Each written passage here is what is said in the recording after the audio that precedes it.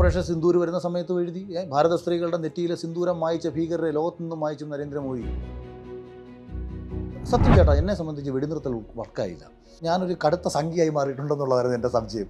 ഞാൻ വിചാരിച്ച് പാകിസ്ഥാനെ ചുരുട്ടി മറ്റേ പിയോക്കയും തിരിച്ചു പിടിച്ച് ബലൂചിസ്ഥാനെ മോചിപ്പിച്ച് ലോകത്തിൻ്റെ മുന്നിൽ തൊട്ടു നോക്കടാ പട്ടികളെ പാക്കലാമെന്ന് നരേന്ദ്രമോദി പറയും. ഇന്ത്യയോടുള്ള ദേഷ്യം കൊണ്ടൊന്നുമല്ല, ഇങ്ങനെ ഇച്ചിരി അമിത പ്രതീക്ഷ കൊടുത്തുപോയി. ഞാൻ മോദിയിൽ ഇച്ചിരി അമിത പ്രതീക്ഷ കൊടുത്തതായിരുന്നു ഈ എൻ്റെ വിമർശനത്തിനുള്ള സ്ഥായിയായ റീസൺ. പാകിസ്ഥാനിലെ പാവങ്ങളെ ഇന്ത്യ കൊല്ലുന്നു എന്നും പറഞ്ഞ് ഞാൻ ലൈവ് ഇട്ടെന്ന് എല്ലാത്തിനും തട്ടണമെന്ന് പറഞ്ഞാൽ ഞാൻ പറഞ്ഞുകൊണ്ടിരിക്കുന്നത്. ഉള്ളി ഗോപിയുടെ വിവരക്കേടിൻ്റെ വികലമായ എഴുത്ത് മനുഷ്യരെ തമ്മിലടിപ്പിക്കാൻ വേണ്ടി ഇറക്കിയൊരു സിനിമ മതപരമായി ഭിന്നിപ്പിച്ചിട്ടല്ല. അത് പറഞ്ഞപ്പോൾ വി ഡി സതീശൻ്റെ പരിപാടിക്ക് ഞാൻ പങ്കെടുത്തതിന് ശേഷം അദ്ദേഹത്തിന് പോലും പലരും മെസ്സേജ് അയച്ചു, ഇവൻ തങ്കിയാണ്, ഇവനെ അടുപ്പിക്കാൻ പാടില്ല. രാജ്യദ്രോഹം മധുരയുടെ ഒക്കെ മണ്ടയ്ക്ക് ചുമച്ച കേസെടുത്ത് ഞാൻ കൊച്ചു കക്ഷിയാണ്.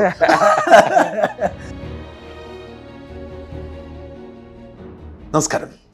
സോഷ്യൽ മീഡിയ യുഗത്തിൽ പൊടുന്നനെ സെലിബ്രിറ്റിയായി മലയാളികൾക്ക് ഏറ്റവും പ്രിയപ്പെട്ട സംവാദകനായി മാറിയ ആളാണ് അഖിൽ മാരാർ. ഇന്നത്തെ നമ്മുടെ അതിഥി അഖിൽ മാരാർ. നമസ്കാരം. അഖിലെ, എൻ്റെ ഒരു ചോദ്യം, അഖിലിന് പണ്ട് രാഷ്ട്രീയം ഉണ്ടായിരുന്നു, കുറച്ചു കാലം കോൺഗ്രസ് ആയിരുന്നു, പിന്നീട് BJP ആയി, പിന്നെ രാഷ്ട്രീയം അങ്ങ് നിർത്തി. ഇപ്പോൾ അഖിലിനെ മിക്കവാറും ഈ കോൺഗ്രസ്, ഞാൻ സതീശൻ്റെ ഇതിൽ വെച്ച് കണ്ടു, മറ്റേ ഈ യുദ്ധം ഉണ്ടായ സമയത്ത് ഒരു കോൺഗ്രസ് അനുകൂല നിലപാടെടുത്തു. അപ്പം ആദ്യത്തെ എൻ്റെ ചോദ്യം, ആ യുദ്ധത്തിലേക്ക് വരാം, അതിലേക്ക് ആദ്യത്തെ എൻ്റെ ചോദ്യം, യഥാർത്ഥത്തിൽ ഇപ്പോൾ രാഷ്ട്രീയം ഉണ്ടോ? ഏത് പാർട്ടിയോടൊപ്പം? കോൺഗ്രസ് അതിൻ്റെ ഇടയ്ക്ക് അഖിൽ കൊട്ടാരക്കര മത്സരിക്കാൻ പോകുന്നു കേട്ടു. യഥാർത്ഥത്തിൽ എന്താണ് അഖിൽ? അതെ ഷാൻ ചേട്ടാ, അൾട്ടിമേറ്റ്ലി ചില കാര്യങ്ങൾ നമ്മൾ തമ്മിൽ ചില സാമ്യതകളുണ്ട്. അതായത് ഞാനൊരു ഭയങ്കര ദേശീയ ബോധമുള്ള ഒരാളാണ്. അതെ. അൾട്ടിമേറ്റ്ലി ഒരു രാജ്യസ്നേഹി, ഒരു ഭാരതീയനാണ്. ഒരു ഭാരതീയൻ്റെ എല്ലാ അഹങ്കാരങ്ങളും സംസ്കാരത്തിൽ അഭിമാനിക്കുക, ഇതെല്ലാം നമ്മളുടെ ഉള്ളിലുണ്ട്.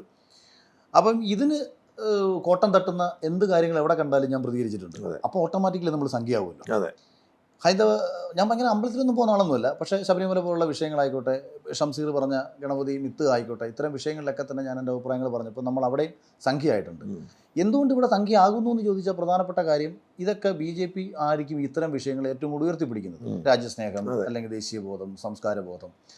പക്ഷേ ഞാൻ അവരിൽ BJPയുടെ രാഷ്ട്രീയത്തോടല്ല നമ്മൾ ചേർന്ന് നിൽക്കുന്നത്. BJP ഉയർത്തിപ്പിടിക്കുന്ന ഇത്തരം ശരികളോട് ഞാൻ ചേർന്ന് നിന്ന് സംസാരിക്കും. ഇപ്പോൾ പൗരത്വ വിഷയം പ്രശ്നം വന്നു, ഞാൻ പൗരത്വ വിഷയത്തിന് BJPക്ക് അനുകൂലമായ നിലപാടെടുത്ത കാരണം എനിക്കറിയാം, ഞാനത് വിഷയം പഠിച്ച് മനസ്സിലാക്കിയെടുത്തോളം ഈ രാജ്യത്തെ ഒരു മുസ്ലിമിനെ ദോഷകരമായി ബാധിക്കത്തില്ല. ദോഷകരമായി ബാധിച്ചാൽ 100% അവർക്ക് അനുകൂലമായിട്ട്.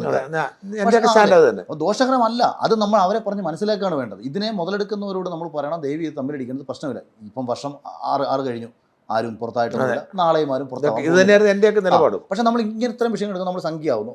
പക്ഷേ രാഷ്ട്രീയം ഇപ്പം ഈ ദേശീയബോധം ഉള്ളതും സംസ്കാരബോധമൊക്കെ ഉണ്ടായിരുന്നൊരു രാഷ്ട്രീയ പാർട്ടിയും ഇച്ചിരി ജനാധിപത്യ ബോധവും അഭിപ്രായ സ്വാതന്ത്ര്യവും ഒക്കെ ഉള്ളൊരു പാർട്ടിയായിരുന്നു കോൺഗ്രസ്. പിന്നെ ഈ രാജ്യത്ത് ഇത്രയും ദുർബലപ്പെട്ടു പോയി. നമ്മൾ എപ്പോഴും നമ്മളെ പോലത്തെ ഒരു ശബ്ദം പ്രതിപക്ഷത്തിനൊപ്പമല്ലേ നിൽക്കേണ്ടത്. ഷാൻചേട്ടൻ പലപ്പോഴും പ്രതിപക്ഷത്തിനുണ്ട്, നിങ്ങൾ സംസാരിക്കുന്ന പ്രതിപക്ഷ സ്വരമായിട്ടാണ്, അല്ലാതെ അധികാരത്തിന്റെ അംഗീകാരം സൂചിപ്പിച്ചാൽ ജീവിക്കാൻ ഏറ്റവും അടിപൊളിയായിരുന്നു. ഞാനും അങ്ങനെ ചിന്തിച്ചത്. ഇവിടെ കോൺഗ്രസ് പാർട്ടി നശിച്ചുകൊണ്ടിരിക്കുകയാണ്. കോൺഗ്രസ്സിന് ഇപ്പുറത്ത് നിന്ന് സോഷ്യൽ മീഡിയയിൽ നിന്ന് ആരെങ്കിലും നമ്മുടെ ശബ്ദം കേൾക്കുന്നെങ്കിൽ ആ പാർട്ടിക്ക് വേണ്ടി, ആ പാർട്ടിയുടെ എല്ലാ കാര്യങ്ങളെയും ഒന്നുമല്ല കേട്ടോ, അവരുടെ നമ്മൾക്ക് ശക്തമായി എതിർക്കേണ്ട പല വിഷയങ്ങളുണ്ട്. അതിനെ എതിർത്തുകൊണ്ട് തന്നെ എന്നാൽ ഈ രാഷ്ട്രീയ പ്രസ്ഥാനം തിരിച്ചു വരത്തക്ക രീതിയിൽ എനിക്ക് എന്ത് ചെയ്യാൻ പറ്റും എന്ന രീതിയിലുള്ള ശബ്ദങ്ങൾ ഉയർത്തുന്നതോടൊപ്പം തന്നെ ഇപ്പുറത്ത് ദേശീയബോധം തന്നെയാണ് എല്ലാ കാലത്തും ഞാൻ ഉയർത്തിപ്പിടിച്ചിട്ടുള്ളത്. അതുകൊണ്ട് ഇപ്പം ഒരു പാർട്ടി ഏതെന്ന് ചോദിച്ചാൽ അഭിമാനത്തോടെ പഴയ കോൺഗ്രസ് ആണെങ്കിൽ അഭിമാനത്തോടെ കോൺഗ്രസ് ആണെന്ന് പറയാം. ഇന്ദിരാഗാന്ധിയുടെ കോൺഗ്രസ് ആ കാലത്തെ കോൺഗ്രസ് ആണെന്നുണ്ടെങ്കിൽ ഇതിനകത്ത് എല്ലാം വരും. പശുവിനെയും കിടാവിനെയും ചിഹ്നത്തിൽ വെച്ച് മത്സരിച്ച് ഇന്ദിരാഗാന്ധിക്ക് പശുവിനോടും വിരോധമില്ല. പക്ഷേ ഇന്ന് രാഷ്ട്രീയത്തിനകത്ത് മതത്തിൻ്റെ പ്രസരിപ്പ് കൂടിപ്പോയി. അപ്പോൾ ഇവർക്കെല്ലാവർക്കും ഈ മതത്തോടുള്ള സെറ്റിൽമെൻറ്റ് രാഷ്ട്രീയം വന്നു കഴിഞ്ഞു. പലരും അഭിപ്രായം പറയാൻ ഭയന്നു വായിക്കുന്നു. ഇപ്പം ഞാൻ എപ്പോഴും പറയും, ഇപ്പം നമ്മളെ മതത്തെ വിമർശിക്കേണ്ടത് നമ്മളായിരിക്കണം. ഷാൻചേട്ടൻ ഏറ്റവും നല്ലത് ക്രിസ്ത്യൻ മതത്തെ ഷാൻചേട്ടൻ ഏറ്റവും കൂടുതൽ വിമർശിക്കാറുണ്ട്. നിങ്ങൾ വിമർശിക്കുമ്പോഴേ അതിന് ഭംഗി കൂടത്തുള്ളൂ. ഞാൻ ഹിന്ദു മതത്തിൻ്റെ തെറ്റുകളെ ഞാൻ വിമർശിക്കുമ്പോഴേ ഭംഗി കൂടും. ഞാൻ എപ്പോഴും പറയും, അപ്പോഴാണ് ഇതിന് ഭംഗി കൂടുന്നത്. അല്ലെങ്കിൽ വരുന്നൊരു അപകടം പെട്ടെന്ന് വർഗീയവാദിയായി. അതെ, ഇത് രാഷ്ട്രീയം എന്ന് പറയുന്നത് രാഷ്ട്രത്തിനൊപ്പം നിൽക്കുക, ശബ്ദിക്കാൻ കഴിയാത്ത ജനത്തിന് വേണ്ടിയിട്ട് നമ്മളാൽ കഴിയാവുന്ന ശബ്ദം ഉയർത്തുക, ഇതൊക്കെയാണ് രാഷ്ട്രീയം. നിലവിൽ അങ്ങനെ ഒരു രാഷ്ട്രീയ പാർട്ടിയുടെ ഭാഗമായിട്ടില്ല. ഇനി ആവാൻ ഉദ്ദേശം ഉണ്ടെന്ന് വെച്ചാൽ ഇപ്പോഴും കൺഫ്യൂഷനിലാണ്, വേണോ വേണ്ടയോ എന്നുള്ള കൺഫ്യൂഷനിൽ മാത്രം നിൽക്കുകയാണ്. അതാണ് രാഷ്ട്രീയം. ഈ സതീശൻ്റെ പരിപാടി വെച്ച് ഞാൻ കണ്ടല്ലോ നിങ്ങൾ. അല്ല, അത് ഞാൻ കോൺഗ്രസിൻ്റെ നേതാക്കന്മാരോട് വ്യക്തിപരമായിട്ട് കുറച്ച് അടുപ്പമുണ്ട്. ഞാനിത് പറയുമ്പം ഞാൻ VD സതീശൻ എന്ന് പറയുന്ന വ്യക്തി വളരെ മോശമായി സംസാരിച്ചൊരു സംഭവം ഉണ്ടായിട്ടുണ്ട്. കാരണം ഒന്ന്, എനിക്ക് ഞാനൊരു ഭയങ്കര കമ്മ്യൂണിസ്റ്റ് വിരുദ്ധനാണ്. രാഷ്ട്രീയം എന്ന് വെച്ചാൽ വളരെ ഒറ്റ ഉത്തരവാദമാണ്. ഒരു സ്ട്രോങ് കമ്മ്യൂണിസ്റ്റ് വിരുദ്ധൻ അല്ലെങ്കിൽ ഒരു സ്ട്രോങ് പിണറായി വിരുദ്ധൻ എന്നൊക്കെ വേണമെങ്കിൽ പറയാം. സെയിം, അതാണ് ഞാൻ പറഞ്ഞ ചില കാര്യങ്ങൾ നമ്മൾ തമ്മിൽ സമാനതയുള്ളത്. ഒരു സ്ട്രോങ് പിണറായി വിരുദ്ധൻ. ഞാൻ ഒരിക്കൽ ജർമ്മനിയിൽ നിന്ന് ഇങ്ങനെ തിരിച്ചു വരുമ്പോൾ ഇവിടെ ദുബായിൽ വെച്ചിട്ട് ഇദ്ദേഹം വി ഡി സതീശൻ ഫ്ലൈറ്റിൽ എൻ്റെ കൂടെ വരാണ്. അപ്പം ഇത് കണക്ഷൻ ഫ്ലൈറ്റ് ആയതുകൊണ്ട് തന്നെ US എന്നുള്ള ആൾക്കാരുമുണ്ട്, UK എന്നുള്ള ആൾക്കാരുമുണ്ട്, ജർമ്മനി എന്നുള്ള ആൾക്കാരുമുണ്ട്, ദുബായ് എന്നുള്ള കണക്ഷൻ. ഞാൻ ഇദ്ദേഹത്തെ കണ്ടിട്ട് ഇദ്ദേഹം ഒരൊറ്റ മനുഷ്യരോട് പോലും മിണ്ടാതെ ഒരു പുസ്തകം വായിച്ചിട്ട് സൈഡിൽ ഇങ്ങനെ ഇരിക്കുന്നു. പലരും എന്നോട് വന്ന് സംസാരിച്ചപ്പോൾ ഞാൻ എല്ലാവരുടെ അടുത്തും ഇങ്ങനെ കാര്യം ഞാൻ ചോദിക്കുന്നുണ്ട്, US തെരഞ്ഞെടുപ്പിനെ കുറിച്ച് ചോദിക്കുന്നുണ്ട്, UK നമ്മളിവിടുത്തെ പ്രശ്നങ്ങളെക്കുറിച്ച് ചോദിക്കും. അപ്പം നമ്മളെല്ലായിടത്തും ചോദിച്ച കാര്യങ്ങളൊക്കെ അപ്പോഴാണല്ലോ കാര്യങ്ങൾ പഠിക്കാൻ പറ്റും. ഞാനങ്ങനെ എന്നെ കാണുന്നവരെല്ലാം വർത്താൻ പറഞ്ഞു. അപ്പോഴല്ലേ നമുക്ക് പുതിയ ഒരുപാട് കാര്യങ്ങൾ നമുക്ക് അറിയാൻ പറ്റുമല്ലോ. ഞാൻ വിചാരിച്ചു ഒരു പ്രതിപക്ഷ നേതാവ് ഇദ്ദേഹം ഈ പുസ്തകം കൊണ്ടൊരു സൈഡിൽ പോയിരുന്നു കഴിഞ്ഞാൽ ആ ആറ്റിറ്റ്യൂഡ് ഇതെന്താ മമ്മൂട്ടിയും നമുക്ക് തന്നെ തോന്നുകയാണ്. അങ്ങനെ ഞാൻ ഒരിക്കലും ഏതൊരു ഇൻ്റർവ്യൂവിൽ ഇദ്ദേഹത്തെ വളരെ മോശമായിട്ട് സംസാരിച്ചു. പക്ഷേ അദ്ദേഹം അത് കേട്ടു, അദ്ദേഹം അത് ഉൾക്കൊണ്ടു എന്നാണ് അദ്ദേഹത്തിൻ്റെ കൂടെയുള്ളവർ എന്നോട് പറഞ്ഞത്. കാര്യം അദ്ദേഹം ഭയങ്കരമായൊരു അക്കാഡമിക്കൽ പൊളിറ്റീഷ്യനാണ്. ഫുള്ള് പുസ്തകങ്ങളിൽ നിന്ന് കാര്യങ്ങൾ പഠിച്ച് അങ്ങനെ പോകുന്ന ഒരാളാണ്.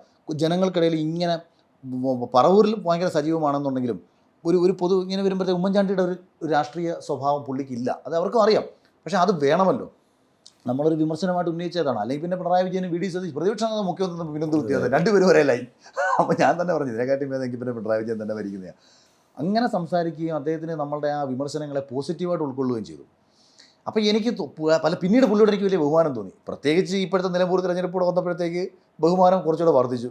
സ്റ്റാൻഡ് എടുത്തു, ഒരു നിലപാടെടുത്തു, ശരി തെറ്റുകളെല്ലാം മാറ്റിവെച്ച് ഒരു നശിക്കുന്നെങ്കിൽ നശിക്കട്ടെ, മുന്നോട്ട് പോകുന്നെങ്കിൽ മുന്നോട്ട് പോട്ടെ. പക്ഷേ വ്യക്തിത്വം ഉണ്ടായി, ആത്മാഭിമാനം ഉണ്ടായി. അതിൽ വി ഡി സതീശനോട് നമുക്ക് റെസ്പെക്റ്റ് ഉണ്ട്. അതുകൊണ്ട് അദ്ദേഹം വിളിക്കുന്ന 1-2 പരിപാടികൾക്കെല്ലാം ഞാൻ പോയി. മാത്യു കുഴൽനാടൻ, ചാണ്ടി ഉമ്മൻ, രമേശ് ചെന്നിത്തല, പേഴ്സണലി കുറച്ചുകൂടെ അടുപ്പവും എനിക്ക് കുറച്ചുകൂടി ഇഷ്ടവും രമേശ് ചെന്നിത്തലയോടായിരുന്നു. പഴയ ഐ ഗ്രൂപ്പിൻ്റെ അല്ല, അത് മാത്രമല്ല ഒരഴിമതിയും നാളിതുവരെ കോൺഗ്രസിൽ നിന്നിട്ട് കേൾപ്പിക്കാത്ത ഒരാൾ.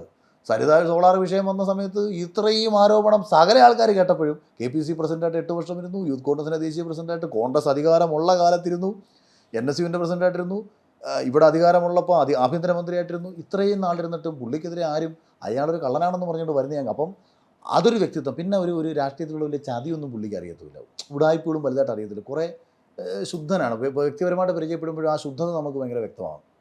നമുക്ക് രാഷ്ട്രീയക്കാരൊന്നും നേരിട്ട് അറിയാതെ മനസ്സിലാക്കാൻ പറ്റത്തില്ല. അല്ല, ഞാൻ പറഞ്ഞത് വെളിയിൽ നിന്ന് കാണുമ്പോൾ വളരെ പേഴ്സണലി നിൽക്കുമ്പോൾ നമുക്ക് പലതും വ്യക്തി. ഇപ്പോൾ 89 നിയമസഭയിൽ പുള്ളി പ്രസംഗിച്ചു ബ്ലേഡ് മാഫിയകളെ നിയന്ത്രിക്കണം. പിന്നീട് അധികാരത്തിലെത്തിയപ്പം ഓപ്പറേഷൻ കുബേര എന്ന് പറഞ്ഞിട്ട് കൊണ്ടുവന്നു. അപ്പം കാഴ്ചപ്പാട് ഉണ്ടെന്ന് തോന്നി. അപ്പോൾ അതിൽ കുറച്ചും കൂടെയൊക്കെ ഞാൻ പറഞ്ഞ വ്യക്തിത്വം നമ്മൾ അങ്ങനെ നിന്നു. പിന്നെ പക്ഷേ അതേസമയം തന്നെ സുരേഷ് ഗോപി ജയിക്കുമെന്ന് പറഞ്ഞപ്പോൾ ഞാൻ സംഖ്യയായി.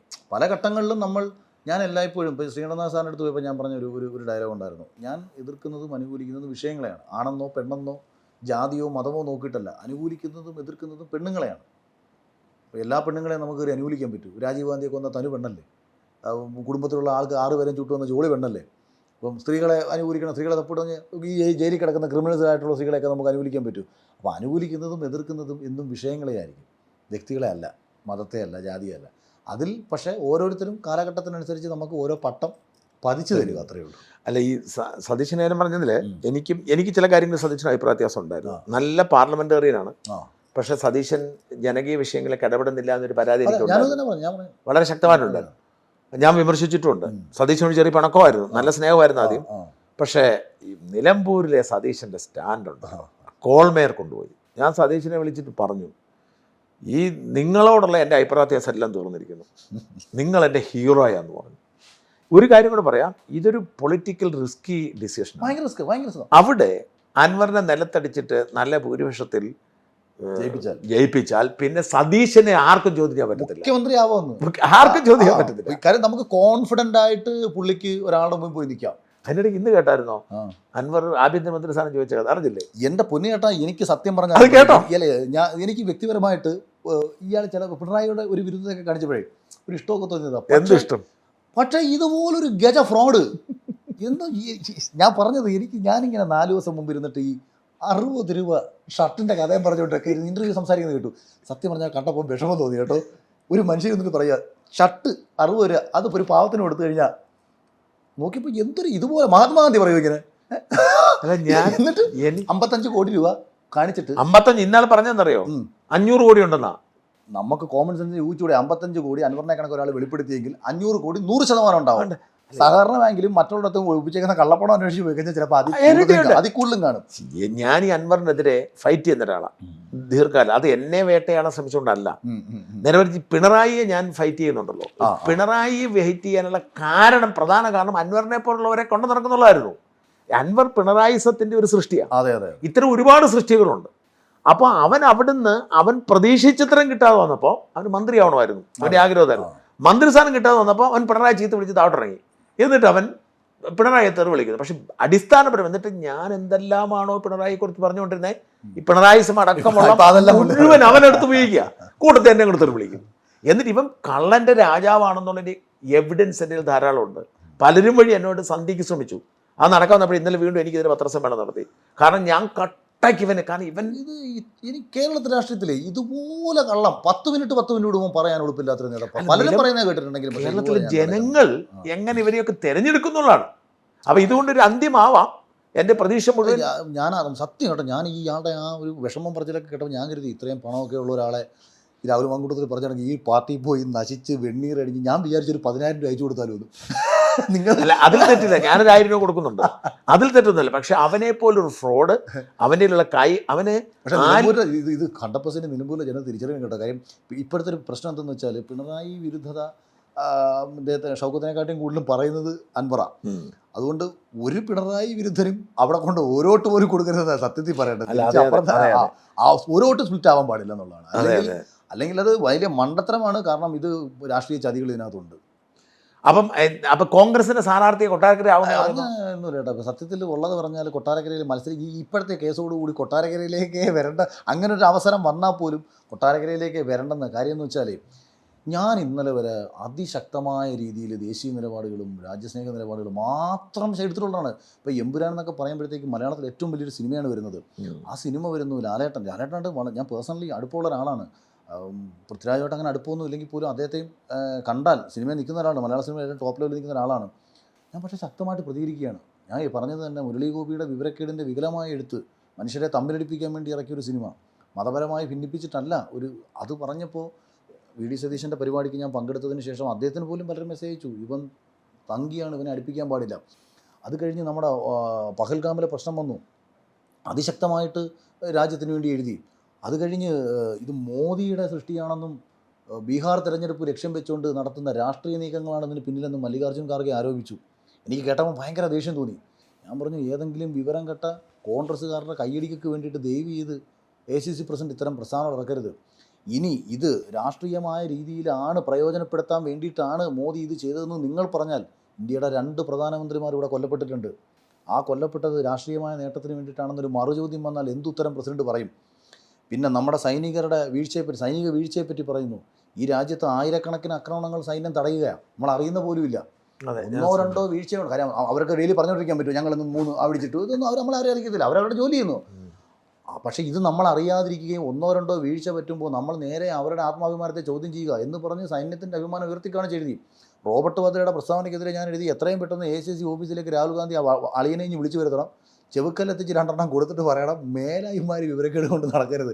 കാര്യം അത് ഈ രാജ്യത്തെ മുസ്ലിംസിന് കൂടി അപമാനമുള്ള സ്റ്റേറ്റ്മെൻ്റ് ആയിരുന്നു. മോദി ഭരണത്തിൽ തൃപ്തരല്ലാത്ത മുസ്ലിങ്ങൾ ചിലപ്പം പ്രതികരിച്ചേക്കുമെന്ന് പറഞ്ഞു കഴിഞ്ഞാൽ ഈ രാജ്യത്തെ മുസ്ലിങ്ങളെ കൂടി പ്രത്യക്ഷത്തിൽ ടെററിസ്റ്റുകളാക്കുന്ന സ്റ്റേറ്റ്മെൻ്റ് അല്ലേ. അങ്ങനെ എഴുതി.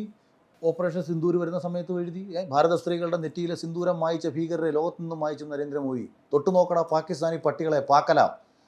ഇതെഴുതിയ ഞാൻ എനിക്കെതിരെ, അതായത് നമ്മൾ സത്യം ചേട്ടാ, എന്നെ സംബന്ധിച്ച് വെടിനിർത്തൽ വർക്കായില്ല. എൻ്റെ ആഗ്രഹം, ഞാനൊരു കടുത്ത സംഖ്യയായി മാറിയിട്ടുണ്ടെന്നുള്ളതായിരുന്നു എൻ്റെ സംശയം.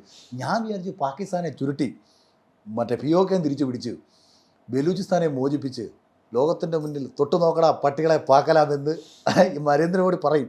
ഇപ്പം നമ്മൾ ഇന്ത്യ കളി കാണും, പരാജയപ്പെടുമ്പോൾ നമ്മൾ സച്ചിനെ ആയിരിക്കും നമ്മൾ ഏറ്റവും കൂടുതൽ പ്രതീക്ഷിക്കുന്നത്. ഇദ്ദേഹം അടിച്ച് ജയിപ്പിക്കും. വേറൊരാളെ നമ്മളത് പ്രതീക്ഷിക്കാറില്ല. സച്ചിൻ ഔട്ടാകുമ്പോൾ നമ്മൾ സച്ചിനെ കുറ്റം പറയും. സച്ചിനെ കുറ്റം പറയുന്നത് ഇന്ത്യയോടുള്ള ദേഷ്യം കൊണ്ടൊന്നുമല്ല, ഇങ്ങനെ ഇച്ചിരി അമിത പ്രതീക്ഷ കൊടുത്തു പോയി. ഞാൻ മോദിയിൽ ഇച്ചിരി അമിത പ്രതീക്ഷ കൊടുത്തതായിരുന്നു ഈ എൻ്റെ വിമർശനത്തിനുള്ള സ്ഥായിയായ റീസൺ. കാരണം 100ാം വാർഷികം, RSSൻ്റെ 100ാം വാർഷികം, അവർക്കൊരു പ്ലാൻ കാലങ്ങളായിട്ടുണ്ട്. ഇന്ത്യയുടെ ഈ തലക്കെട്ട് വേണം. ആഭ്യന്തരമന്ത്രി അമിത്ഷാ പാർലമെൻറ്റിൽ പറഞ്ഞു, POK നമ്മൾ തിരിച്ചു പിടിക്കും. പിന്നെ ബലൂജിൻ്റെ പോരാട്ടം എന്ന് പറയുന്നത് ചെറുതൊന്നുമല്ല. 48 മുതൽ അവരുടെ പോരാട്ടത്തിനെ സത്യത്തിൽ വലിയ രീതിയിൽ നമ്മൾ സഹായിക്കണമെന്ന് മനസ്സുകൊണ്ട് ആഗ്രഹിക്കുന്ന ഒരാളാണ് ഞാൻ. അത് തുറന്ന് പറഞ്ഞു തന്നെ ഇന്ത്യ, ഞാൻ പറയുന്നത് ആ രാജ്യത്തെ മോചിപ്പിക്കണമെന്നുള്ളതാണ്. അത്രയും പോരാട്ട വീര്യമുള്ള 2 തവണ ഖുറാനിൽ തൊട്ട് പാകിസ്ഥാൻ അവരോട് സത്യപ്രതിജ്ഞ ചെയ്തിട്ട് ബലൂചിലെ പോരാളികളെ കൊന്നുകളഞ്ഞൊരു വൃത്തികെട്ട രാഷ്ട്രം. അപ്പം എൻ്റെ മനസ്സിൽ നമ്മുടെ ആഗ്രഹമായിരുന്നു ബലൂചിനെയൊക്കെ മോചിപ്പിച്ച് ഇതൊക്കെ ചെയ്ത് നമ്മൾ. അപ്പം ഞാൻ UK പോകാൻ ആഗ്രഹിക്കുന്നു, US പോകാൻ നിൽക്കുന്നു. അവിടെ ചെന്നിറങ്ങുമ്പോൾ, എയർപോർട്ടിൽ ചെന്നിറങ്ങുന്ന ഉടനെ ഒന്ന് തലയൊക്കെ കുറിച്ച് പിടിച്ചവനെയൊക്കെ നോക്കി അപ്പോഴാണ് ഈ ട്രംപിൻ്റെ പ്രസ്താവനയ്ക്ക് വന്നതിന് ശേഷം നമ്മൾ ഈ ഒരു തീരുമാനമെടുത്തത് സത്യത്തിൽ വൈകാരികമായിട്ട് ഉൾക്കൊള്ളാൻ പറ്റിയില്ല.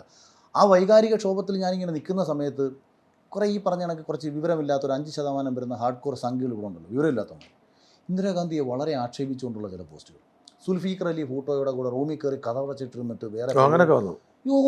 ചേട്ടാ സത്യത്തിൽ വളരെ വളരെ ആക്ഷേപം പറഞ്ഞ പോസ്റ്റ്. അപ്പോൾ ഞാൻ ആലോചിച്ചു, നരേന്ദ്രമോദി നമ്മുടെ പ്രധാനമന്ത്രിയായി നിന്ന് ഞാൻ അഭിമാനിക്കുന്നതോടൊപ്പം തന്നെ ഞാൻ വളരെ അഭിമാനത്തോടെ കാണുന്ന ഒരു സ്ത്രീയാണ് ഇന്ദിരാഗാന്ധി, അല്ലെങ്കിൽ പ്രധാനമന്ത്രിയാണ്.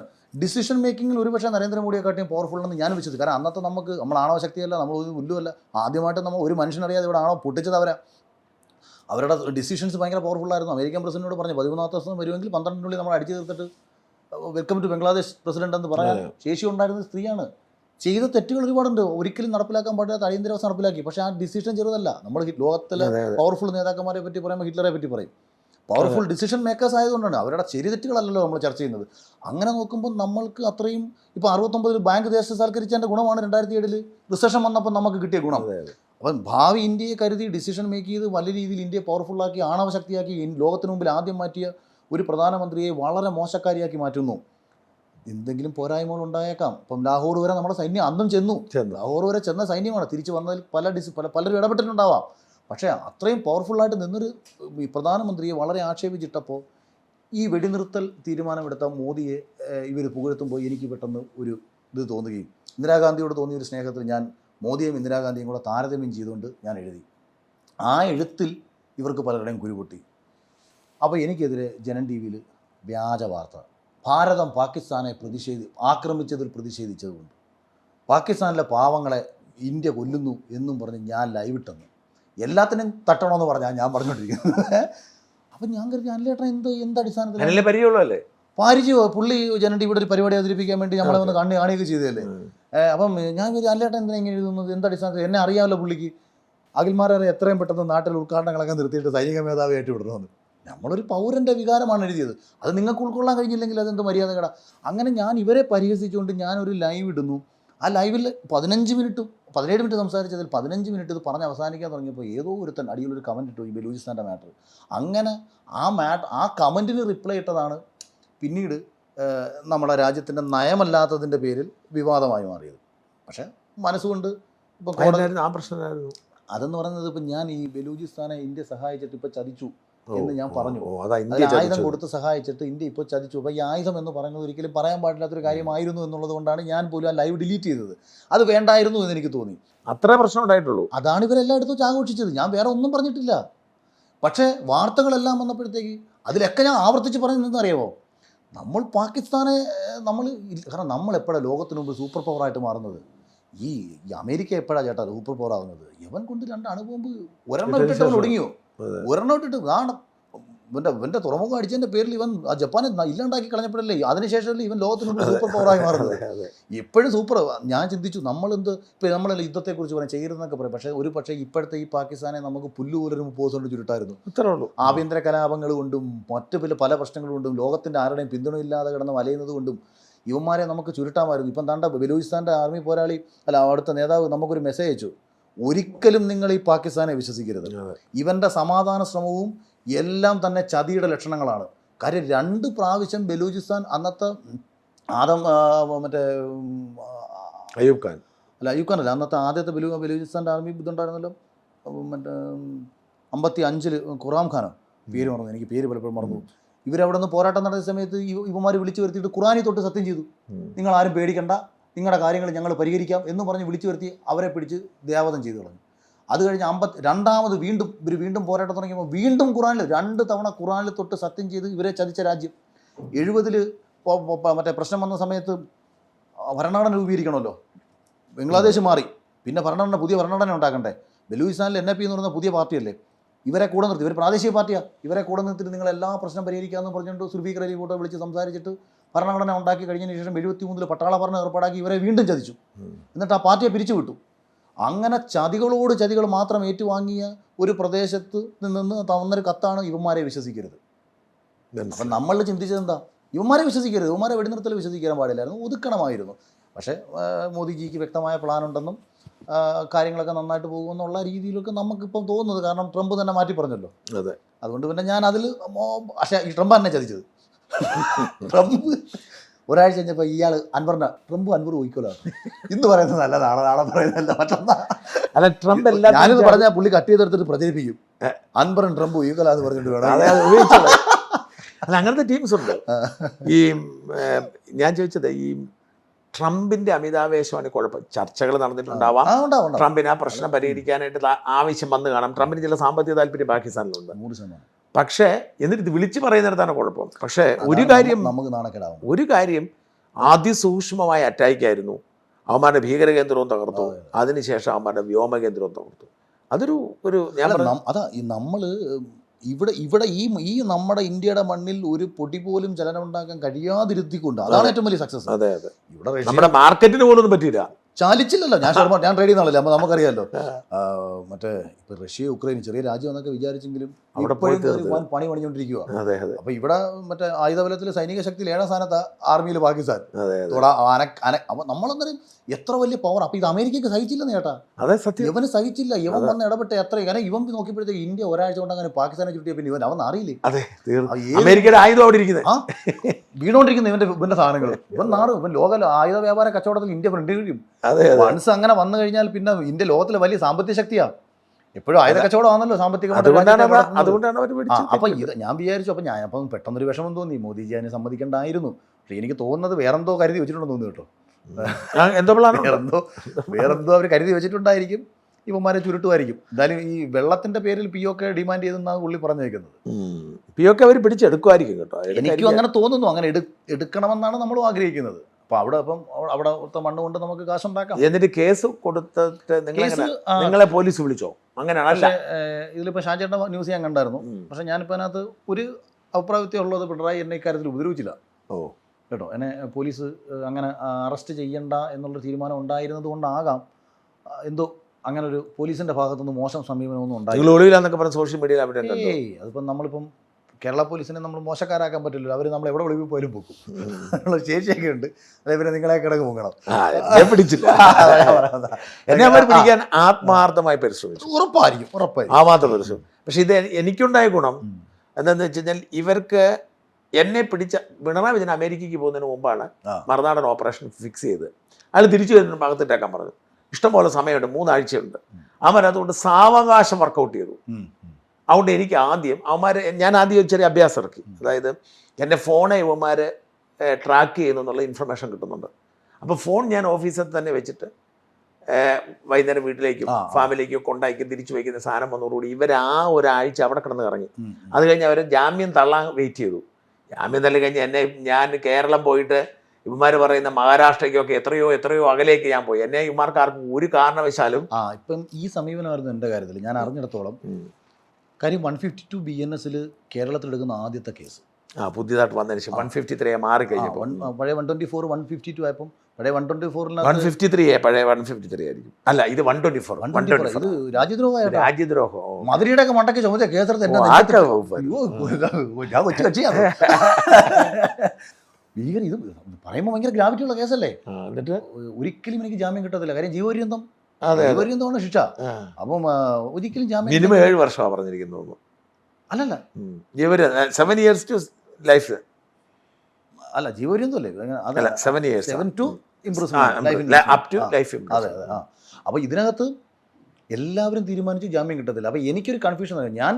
ഞാൻ പറഞ്ഞേക്കുന്നതിനകത്ത് 17 മിനിറ്റ് ഞാൻ കേൾക്കുന്ന ഒരു ജഡ്ജി 100% ഇത് മനസ്സിലാക്കാം. കേൾക്കുന്നതൊക്കെ എപ്പോഴാണെന്നുള്ള പ്രശ്നം.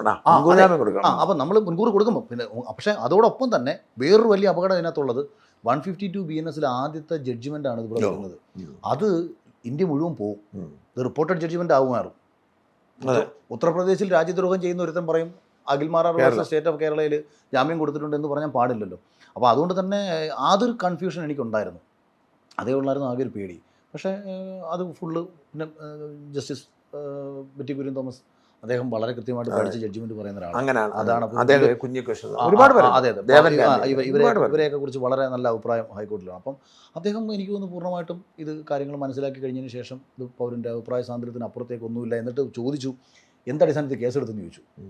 അന്നേരം അവരുടെ ഭാഗത്തുനിന്നും ബോബി ക്രൂസിയുടെ ഭാഗത്തുനിന്നും വലിയൊരു സ്ട്രോങ് ഇതൊന്നും ഉണ്ടായില്ല. അത് അങ്ങനെ എൻ്റെ സ്റ്റേറ്റ്മെന്റ് എടുത്തിട്ട് റെഫർ അത് സർക്കാർ നിങ്ങളെ ഉപദ്രവിക്കേണ്ടെന്ന് തോന്നിയതുകൊണ്ടായിരിക്കും. എനിക്ക് മേ ബി അല്ലേമാർ ഭയങ്കര എല്ലാ കേസിലൊക്കെ എന്നാ ബഹളമായിരുന്നു. എന്ന് വെച്ചാൽ രാജ്യദ്രോഹം കൂടെ അല്ലേ, അപ്പോൾ അതുകൊണ്ട് പിണറായിക്ക് ആ സ്റ്റാൻഡ് എടുക്കാൻ പറ്റത്തില്ല. കാര്യം ഇവർക്കെതിരെ BJP ഈ വകുപ്പേ വേണ്ടെന്ന് നോക്കണം. അതെ. അപ്പോൾ അത് പിന്നെ ഇത് പിന്നെ വേറൊരു കാര്യം ഞാൻ പറയാം ചേട്ടാ, ഇതിൽ എനിക്കെതിരെ കേസ് എടുത്തത് മാത്രമല്ല, ഞാൻ ജാമ്യം കിട്ടാതെ അകത്ത് പോയിരുന്നെങ്കിൽ ചേട്ടൻ ഉൾപ്പെടെ ആർക്കും ഒരുപക്ഷെ നാളെ BJPക്കെതിരെ സ്ട്രോങ് ആയിട്ട് പറയാൻ പറ്റാത്ത അവസ്ഥയുണ്ടായേനെ. കാരണം ഓരോ സ്ഥലത്തിരുന്ന് ഓരോരുത്തന്മാർ ചൂണ്ടിക്കൊണ്ട് കേസ് ഇത് കേസെടുക്കും, ജാമ്യം കിട്ടത്തുമില്ല. കാര്യം നമ്മളത് നിഷേധിക്കപ്പെട്ടതുകൊണ്ട് തന്നെ ഇത് വരും. ഞാൻ അൾട്ടിമേറ്റ് നമ്മൾ ഇപ്പോൾ ഇന്ത്യ എന്ന് ഉപയോഗിച്ചെങ്കിലും ഇന്ത്യ എന്ന് പറയുന്നത് സാങ്കേതികമായിട്ട് നിൽക്കുകയാണെങ്കിൽ നമ്മൾ അൾട്ടിമേറ്റ്ലി കേന്ദ്ര സർക്കാരിനല്ലേ ഉദ്ദേശിക്കുന്നത്. നമ്മൾ വിമർശിക്കുന്നത് കേന്ദ്രത്തെ തന്നെയാണല്ലോ. നിങ്ങൾ എന്നിട്ട് പോലീസ് പോയെന്നില്ല ഇതുവരെ കേസ് ആയതുകൊണ്ട്? ഇല്ല വിളിച്ചിട്ടില്ല. അതിപ്പോൾ എനിക്ക് അന്വേഷണ ഉദ്യോഗസ്ഥന് മുമ്പിൽ ഹാജരാവണം. 12-ാം തീയതിയാണ് ഡേറ്റ് പറഞ്ഞിട്ടുണ്ട്. അപ്പോൾ അതെന്നിട്ട് കാശ് ഞാൻ കൊടുക്കുക? ഞാൻ കൂഷ്യം കൊടുക്കുന്നുണ്ട്. ചിലപ്പോൾ പോലീസിൻ്റെ ഭാഗത്ത് നിന്ന് തന്നെ അതൊരു റെഫറൽ വന്നേക്കാം എന്നും പറയുന്നുണ്ട്. കാര്യം ഇതിനകത്ത് ഒന്നുമില്ല. ആ ലൈവിൽ പറഞ്ഞതിനപ്പുറത്തേക്ക് ഇവർക്ക് ഇനിയിപ്പോൾ എന്തന്വേഷിച്ച് പോയാലും എല്ലാത്തിനും നമ്മൾ ഓപ്പൺ റെഡിയാണ്. നമ്മുടെ ഏത് ബന്ധവും ഞാൻ പോലും പരസ്യം പോലും നമ്മൾ പരസ്യത്തിൻ്റെ കാര്യം സംസാരിച്ചില്ലേ, എനിക്കൊരു നഴ്സിംഗ് റിക്രൂട്ട്മെൻറ്റുമായി ബന്ധപ്പെട്ടൊരു വലിയ കമ്പനിയുടെ പരസ്യം വന്നു. 15 ലക്ഷത്തോളം രൂപയായിരുന്നു ഒരു വർഷത്തേക്ക് പറഞ്ഞത്. ഞാൻ അവരോട് പറഞ്ഞു, നിങ്ങൾ എന്നെ വെച്ച് പരസ്യം ചെയ്തിട്ട് ഏതെങ്കിലും ഒരു നഴ്സിനെ നിങ്ങൾ പുറത്ത് വിട്ടിട്ട് ആ കുട്ടിക്ക് ഒരു പ്രശ്നം പറ്റിക്കഴിഞ്ഞാൽ അതിൻ്റെ ഉത്തരവാദിത്തം ഞാൻ ഏറ്റെടുക്കണ്ടേ? അതുകൊണ്ടില്ല 10-13 വർഷമായിട്ട് നമ്മൾ കറക്റ്റായിട്ടാണ് ചെയ്യുന്നത്. ഞാൻ പറഞ്ഞു പക്ഷേ എനിക്ക് ബുദ്ധിമുട്ടാണ്, ഞാനും എടുക്കാറില്ല, സൂക്ഷിച്ചു. അപ്പോൾ ഞാനത് ചെയ്തില്ല. അതുപോലെ മറ്റേ ഈ പ്രോഡക്റ്റുകൾ, ഇപ്പം നമ്മളൊരു പ്രോഡക്റ്റ് പരിചയപ്പെടുത്തുമ്പം അത് ഉപയോഗിച്ച് ഫലപ്രദമായി എന്ന് നമുക്ക് തോന്നുമ്പോഴല്ലേ ഇപ്പം അത് എന്ത് തേക്കും, മുടി കിളിക്കും, അല്ലെങ്കിൽ ഇത് തേച്ചാൽ മുഖം വെളുക്കും, അങ്ങനെയുള്ള പരസ്യങ്ങളൊന്നും ഞാൻ ചെയ്യത്തില്ല. പ്രോഡക്റ്റുകൾ ഞാൻ ചെയ്യത്തില്ല. ഇപ്പം നമുക്ക് ചെയ്യാം, നമുക്കിപ്പം മൈജിക്ക് ചെയ്യാൻ കാര്യം അതിന്, അല്ലെങ്കിൽ വേറെ പർട്ടിക്കുലർ ബ്രാൻഡിന് ചെയ്യാം. അതിനകത്ത് ഇരിക്കുന്നത് ഇൻ്റർനാഷണൽ ബ്രാൻഡുകളാണ്. അപ്പം ഐഫോൺ, സാംസങ്, ഇതൊന്നും അവരുടെ അല്ല, സ്ഥാപനത്തിൻ്റെ പോളിസീസ് മാത്രം നമ്മൾ പരസ്യം ചെയ്ത് വിടുന്നതേ ഉള്ളൂ. അത്തരം പരസ്യങ്ങൾ ഞാൻ ചെയ്യാറുള്ളൂ. അല്ലാണ്ട് ഒരാളെ പറ്റിക്കുന്ന പരിപാടികളായിക്കോട്ടെ ഇതൊന്നും ചെയ്യത്തില്ല. ദുബായിൽ തന്നെ ഒരു കമ്പനി അവരുടെ ക്രിയേറ്റീവ് ഹെഡായിട്ട് വെച്ചു. 3 മാസം എനിക്ക് 15,000 രൂപ ശമ്പളം തന്നു, ഒരു കാര്യമില്ലാതെ. അപ്പോൾ എനിക്ക് ഞാൻ ചെയ്ത് എന്തിനു, നിങ്ങൾ എന്നെ ഒന്ന് യൂസ് ചെയ്യും. അപ്പോൾ അവർക്ക് യൂസ് ചെയ്യുന്നില്ല. ഞാൻ പറഞ്ഞു നിർത്തിക്കൂ, ശമ്പളം വേണ്ട. ഒന്നുകിൽ നിങ്ങൾക്ക് എന്തെങ്കിലും നിങ്ങൾ കൊച്ചിയിലൊരു ഓഫീസിൽ അത് ഞാൻ ഇവിടെ റൺ ചെയ്ത് തരാം, മീഡിയ പരിപാടികളും ഇവൻസും ഒക്കെയാണ്. പക്ഷേ അത് അവർക്ക് വെറുതെ നമ്മളെ പേരെടുത്ത് വയ്ക്കുമ്പോൾ നമുക്ക് ഡൗട്ട് വരും, നമുക്ക് വെറുതെ പൈസ തരുന്നതിന് മറ്റെന്തെങ്കിലും ഉദ്ദേശമുണ്ടോ? സാധ്യതയില്ല. അപ്പം നമ്മളത് വേണ്ടെന്ന് വയ്ക്കും. ഞാൻ പറഞ്ഞത് അങ്ങനെ, അതായത് പൈസയ്ക്ക് വേണ്ടിയിട്ട് എല്ലാം ചെയ്യുന്ന ഒരാളൊന്നും അല്ല. ഞാൻ ഇപ്പോൾ യൂട്യൂബിൽ പോലും എനിക്ക് സത്യത്തിൽ നല്ല വരുമാനം കിട്ടേണ്ട ആളാണ്. എന്നിട്ട് ഞാൻ ഒരു വീഡിയോ യൂട്യൂബ് ഇടാറില്ല. ഫേസ്ബുക്കിൽ ഇടുന്നത് ജനത്തോട് എന്തെങ്കിലും പറയാനുള്ളൊരു പ്ലാറ്റ്ഫോമായിട്ട്. കുഴപ്പമില്ല, പക്ഷേ അതിനുവേണ്ടി സമയം കണ്ടെത്തി വീഡിയോ എടുക്കാറില്ല. മറ്റേതാ ലൈവല്ലേ, മറ്റേതാ എളുപ്പമല്ലേ, ചുമ്മാ അന്നേരം എവിടെ ആയിരിക്കുന്നത് വെച്ചാൽ അവിടെ നിന്ന് ലൈവ് ഇടുക. കാറിലെങ്കിൽ കാറിൽ, വീട്ടിലെങ്കിൽ വീട്ടിൽ. മറ്റേത് ഇച്ചിരി യൂട്യൂബിലൊക്കെ ഒരേ സമയം അറ്റേ ടൈമിൽ പറ്റൂ. പിന്നെ ഫേസ്ബുക്കിലും യൂട്യൂബിലും ഇൻസ്റ്റായിലും ഒക്കെ ഒരേ സമയം ഇപ്പം ലൈവ് ചെയ്യാം, ഒറ്റ ടൈം. അയ്യോ, അതിന് ഞാൻ ചെയ്തിട്ടുണ്ട്. ആണല്ലേ? ഞാൻ പലപ്പോഴും ലൈവ് ചെയ്താൽ എല്ലാത്തിനും ഒരുമിച്ച് ചെയ്തു. ഓ അത് ശരി, എനിക്ക് അതിൻ്റെ അറിയത്തില്ലായിരുന്നു. പിന്നെ ഇനിയിപ്പോൾ ഞാൻ വിചാരിക്കുന്നത് നമ്മുടെ ശബ്ദം കുറച്ചുകൂടെ ഒന്ന് വ്യക്തമാക്കി. അല്ല, നിങ്ങൾ അത് കഴിഞ്ഞിട്ട് ഇപ്പം നിങ്ങൾ ലൈവ് ചെയ്ത് പൊക്കോണ്ടോ, നിങ്ങൾ പിന്നീട് ചെയ്യേണ്ടത് എന്താ വെച്ചാൽ നിങ്ങളുടെ ആരെങ്കിലും ഒക്കെ ഉണ്ടാവുമല്ലോ. അപ്പം നിങ്ങളുടെ ഇത്രയും സംവിധാനം ഉള്ളപ്പോൾ ഒരാളെ ഈ ടെക്നിക്കൽ കാര്യം അവരെ കൊണ്ട് ഇത് കട്ട് ചെയ്ത് ഡിഫറൻറ്റ് ടൈറ്റിൽ തമ്പോക്കി ഇടിപ്പിച്ചിട്ട് ഒരു 3-4 മിനിറ്റുള്ള പല വീഡിയോ, ഇപ്പം നിങ്ങൾ 20 മിനിറ്റ് 25 മിനിറ്റ് ലൈവ് ചെയ്തു, അതിനെ നിങ്ങൾക്ക് യൂട്യൂബിൽ തന്നെ അതിലെ ഓരോ ഭാഗങ്ങൾ വെച്ച് അങ്ങനെ ഞാനിപ്പോൾ അങ്ങനെ ചിന്തിക്കുന്നുണ്ട്. ഇനിയിപ്പോൾ മുന്നോട്ടുള്ള കാര്യങ്ങളിൽ നമുക്ക് യൂട്യൂബിൻ്റെ സാധ്യതകളൊക്കെ നോക്കാമെന്ന് ചിന്തിക്കുന്നുണ്ട്. സോഷ്യൽ മീഡിയയുടെ സാധ്യതയാണ് ഏറ്റവും കൂടുതൽ ഉപയോഗിക്കുന്നത്, ഇൻസ്റ്റയിലെ എല്ലാത്തിൻ്റെ സാധ്യത ഉപയോഗിക്കുന്നത്. അപ്പോൾ ഇലക്ഷൻ മത്സരിക്കാനുള്ള സാധ്യത കാണുന്നുണ്ടോ? ചേട്ടാ, അൾട്ടിമേറ്റ്ലി നമുക്ക് ഇപ്പോൾ ചേട്ടൻ ചെയ്തുകൊണ്ടിരിക്കുന്ന ജനസേവനമാണ്. അതെ അല്ലേ? അതെ. നമുക്ക് ജനസേവനം ചെയ്യാൻ MLA ആവണമെന്നൊന്നുമില്ല, നമുക്ക് പല രീതിയിൽ ചെയ്യാം. പിന്നെ ഒരു രാഷ്ട്രീയ പാർട്ടിക്ക് നമ്മളിൽ നിന്ന് മത്സരിച്ചാൽ ജയസാധ്യതയുണ്ട്, ഞാൻ ആ രാഷ്ട്രീയ പാർട്ടിക്കൊപ്പം ചേർന്ന് പോകുന്ന ഒരാളാണെന്നൊക്കെ തോന്നി നമുക്ക് അങ്ങനെ ഒരു അവസരമൊക്കെ വന്നാൽ എനിക്ക് താല്പര്യമൊക്കെ ഉള്ള ആളാണ്. കാരണം എനിക്ക് സെലിബ്രിറ്റി സ്റ്റാറ്റസ് അല്ല ഇഷ്ടം, എനിക്കതല്ല. എനിക്ക് അതുകൊണ്ടാണ് ഞാൻ ബിഗ് ബോസ് കഴിഞ്ഞ് ഇറങ്ങിയതിന് ശേഷം ഞാൻ വളരെ സജീവമായി ജനങ്ങൾ, ഇപ്പം ഞാൻ ദുരിതാശ്വാസ വിഷയത്തിൽ പറഞ്ഞത് ഭയങ്കരമായ ചർച്ചയായ കാര്യമല്ലേ, മുഖ്യമന്ത്രിയുടെ ദുരിതാശ്വാസ കയറി, ഇതൊക്കെ ഞാൻ എന്തിനെ അവരെ ഉറപ്പിക്കാൻ, ഞാൻ ജനങ്ങൾക്ക് വേണ്ടി സംസാരിച്ചതെല്ലാം തന്നെ. പല വിഷയങ്ങളിലും പലപ്പോഴും നമ്മൾ ജനത്തിന് വേണ്ടി ഒരു ശബ്ദമാകണം. ഇപ്പോൾ ചിലർ പറയും ഫേസ്ബുക്കിൽ, ഞാൻ ഫേസ്ബുക്കിൻ്റെ യൂട്യൂബിൻ്റെ കാര്യം പറയാം, നമ്മളിത് പറയുന്നത് ഇതിൽ നിന്ന് ഫേസ്ബുക്കിൽ വളരെ ചെറിയ 1 മില്യൺ വ്യൂസ്, എൻ്റെ എല്ലാ വീഡിയോയ്ക്കും 1 മില്യൺ വ്യൂസ് കിട്ടും, മിനിമം 1 മില്യൺ വ്യൂസ് കിട്ടും. ഇപ്പോൾ തന്നെ ഈ ബലൂചിസ്ഥാൻ വിഷയത്തിൽ ആരോ എനിക്കെതിരെ ഇട്ടേക്കുന്ന വീഡിയോ 50 ലക്ഷം വ്യൂ ആണ് യൂട്യൂബിൽ. 50 ലക്ഷം എനിക്കെതിരെ കേസെടുത്തു എന്ന് പറഞ്ഞിട്ടേക്കുന്ന വീഡിയോയ്ക്ക്. അപ്പോൾ അത്രയും ജയിലിലാവും എന്നൊക്കെ പറഞ്ഞാൽ സന്തോഷമില്ല. അതെ, ഒളിച്ചോടി. ഞാൻ ഫ്ലാറ്റിലായിരുന്നു, ഞാനും പോയിട്ടൊന്നുമില്ല. കാരണം രാമേശ്വരത്തെ ലോഡ്ജ് ചെയ്യുന്ന തന്നെ എന്തായാലും കേരള പോലീസ് പൊക്കാൻ ഞാൻ അനുവദിക്കത്തില്ല. പൊക്കിയാൽ വീട്ടിൽ വന്ന് വിളിച്ചോണ്ട് പോട്ടെ, ഒരു നാണക്കേട് നമുക്ക് വിചാരിക്കണ്ടല്ലോ. ആ ഒരു പിന്നെ അഡ്വക്കേറ്റ് വിമലായിരുന്നു ഇവിടെ ഇത് ബാധിച്ചത്. കുഴപ്പമില്ല, കൈകാര്യമൊക്കെ അവൾ ചെയ്തു. അപ്പോൾ എന്തായാലും സിനിമ പുതുതായിട്ട് ഞാനിപ്പോൾ ഒരെണ്ണം മിക്കവാറും ഞാനൊരു പടം ഡയറക്ഷൻ ചെയ്യാനുള്ള കാര്യം സീരിയസ് ആയിട്ട് മനസ്സിലിങ്ങനെ ഇരിക്കുന്നു. അത്യാവശ്യം ഒരു നല്ല സബ്ജക്റ്റ്. നിർമ്മാതാവൊക്കെ ഉണ്ടോ? അത് ഓൾറെഡി എനിക്കുണ്ടായിരുന്നു. ഞാനിത് വെയിറ്റ് ചെയ്തത് സബ്ജക്റ്റ് നല്ലതാവണമല്ലോ. നമ്മൾ വിളിച്ച് പറഞ്ഞാൽ പടം ചെയ്യാൻ തയ്യാറായി നിൽക്കുന്ന ആൾക്കാർ നേരത്തെ റെഡിയാണ്. കാര്യം അവർക്ക് തന്നെ വിശ്വാസമാണ് നമ്മളിനി അവരെ ആരെയും ചതിക്കത്തില്ല എന്നുള്ള വിശ്വാസം. പക്ഷേ ആ വിശ്വാസം കാത്തു സൂക്ഷിക്കാൻ വേണ്ടിയിട്ട് ശ്രദ്ധിക്കണമല്ലോ. സിനിമ ചിലപ്പം പരാജയപ്പെട്ടേക്കാം, പക്ഷേ ഒരു നല്ല സിനിമ നമ്മൾ ചെയ്തു എന്നൊരു സംതൃപ്തി നമുക്കുണ്ടാവും. മേ ബി നല്ല സിനിമയാണെങ്കിൽ അത് OTTക്ക് ഒരു മിനിമം ബിസിനസ്. പിണറായിയോടാണ് എത്ര വിരോധം? ഈ ചന്ദ്രശേഖരൻ വധത്തിന് ശേഷമാണ് എനിക്ക് ആ വിരോധം ഭയങ്കരമായിട്ട് കൂടിയത്. കാര്യം ഒരു റിയൽ കമ്മ്യൂണിസ്റ്റ് ആയിരുന്നു ചന്ദ്രശേഖരൻ എന്ന് ഞാൻ അദ്ദേഹവുമായി ബന്ധപ്പെട്ട പുസ്തകങ്ങളും ആ നാട്ടിൽ നിന്ന് നമ്മൾ അറിഞ്ഞിട്ടുണ്ട്. അപ്പോൾ ഇപ്പുറത്ത് കോർപ്പറേറ്റ് മുതലാളിത്തത്തിനോട് ചേർന്ന് നിൽക്കുന്ന ചൈനീസ് കമ്മ്യൂണിസത്തെ ഉയർത്തിപ്പിടിച്ചുകൊണ്ട് മാനവീയത പറയുന്ന കള്ളത്തരം. എനിക്ക് പിന്നെ ഈ ഒരാളെ പറഞ്ഞു പറ്റിക്കുന്ന പരിപാടിയോട് തീരെ താല്പര്യം. പിന്നെ ധാർഷ്ട്യം. അത് ഞാൻ ഉമ്മൻചാണ്ടി സാറിനെ എങ്ങനെ ഇഷ്ടപ്പെട്ടതുകൊണ്ടാണ്. ജനങ്ങൾക്കിടയിൽ ഭയങ്കര സജീവമായിരുന്നു അദ്ദേഹം. അടുപ്പമുണ്ടായിരുന്നോ? അത് പിന്നെ ഞാൻ പലപ്പോഴും വീട്ടിൽ പോയി കാണുകയൊക്കെ ചെയ്യായിരുന്നു. ഞാൻ ഇല്ല അടികിട്ടി കഴിഞ്ഞ് ഫോൺ വിളിച്ചല്ലോ, പിന്നെ എൻ്റെ പരിപാടി പിന്നെ കൂടെ ഗ്ലൂക്കോസിൽ പോകുക. ആരുടെയെങ്കിലും എന്തെങ്കിലും പ്രശ്നം പറഞ്ഞുകൊണ്ടൊക്കെ പോകും. ചുമ്മാ കണ്ടുകൊണ്ടിരിക്കുക, പുള്ളി അവിടെ ഇടപെടുന്ന ഡീലൊക്കെ കാണാം. അങ്ങനെ ഞാൻ മിക്ക ദിവസങ്ങളിലും പോകുമായിരുന്നു. പിണറായി അപ്പോൾ ഇദ്ദേഹത്തോട് ഇദ്ദേഹത്തിൻ്റെ ഈ ധാർഷ്ട്യവും ഈ പറയുന്ന കമ്മ്യൂണിസ്റ്റ് പാർട്ടിക്ക് ഒരു ഉൾപ്പാട്ട് ജനാധിപത്യ ബോധമൊക്കെ ഉണ്ടായിരുന്നു ഒരു കാലഘട്ടത്തിൽ.